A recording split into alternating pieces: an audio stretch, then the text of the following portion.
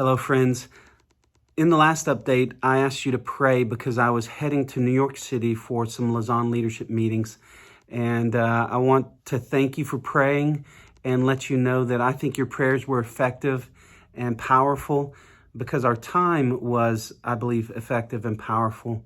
The big goal was really to get 200 of our key global leaders together to get on the same page as we head towards the next Congress on World Evangelization that's happening in Seoul, Korea in 2024. There's a lot of unity. There was a lot of prayer together and hearing God's word together.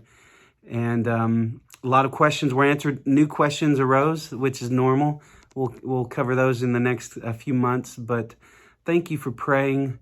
I do believe we are off to a good start as we try to plan to mobilize the global church to complete the Great Commission.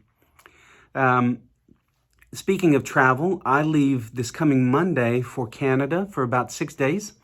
The first 4 days will be spent with Lausanne working on a leadership development program that we've been putting together over the last couple of years. We've been slowed down due to COVID, but it's starting to move forward now.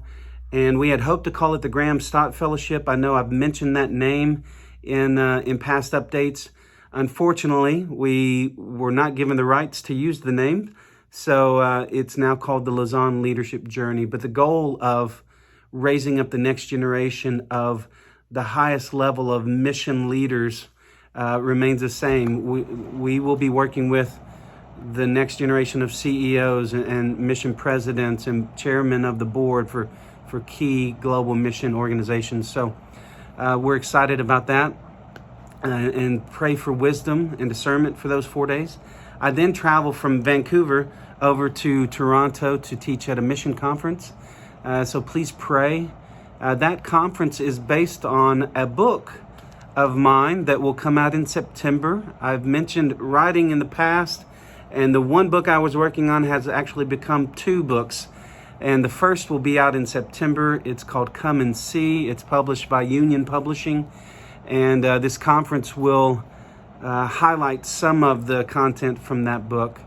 I will put a link in the content below of where you could, if you wanted to, you could attend the conference virtually and see and listen in.